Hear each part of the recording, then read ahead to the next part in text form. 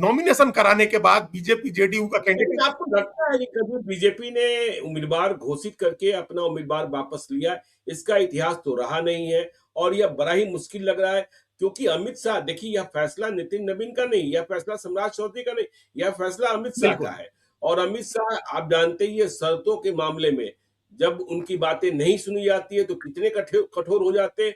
और हम लोग पहले ही कह रहे हैं कि कई दिनों से हम लोग चर्चा करते रहे हैं कि बंगाल चुनाव के बाद बीजेपी आजाद हो गई है, वह सहयोगी दलों के साथ मजबूर नहीं रहना चाहती है, सहयोगी दलों को मजबूर करना चाहती है कि उनकी शर्तों को माना जाए। हम लोगों ने विस्तार से बिल्कुल। कार्यक्रम किया था कि जेडीयू पर भी खतरा है, आरजेडी पर भी खतरा है, आरएलएम पर तो खतरा है ही।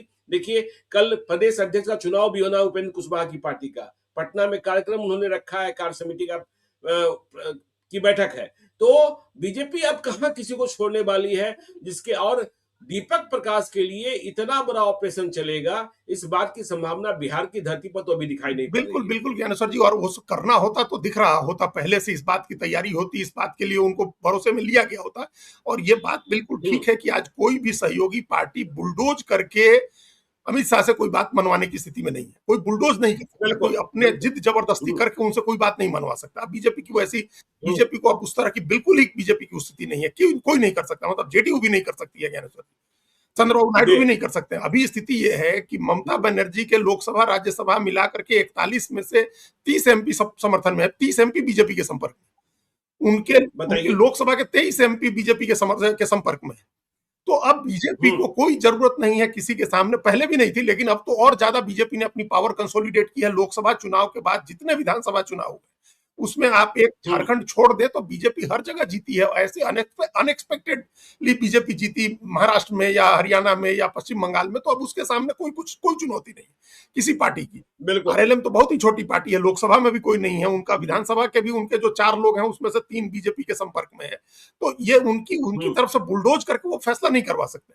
लेकिन बीजेपी हम्म, बीजेपी बहुत आगे से आगे की सोच करके चलती है। अभी भी कोई बदमजगी बीजेपी नहीं होना देना चाहती है।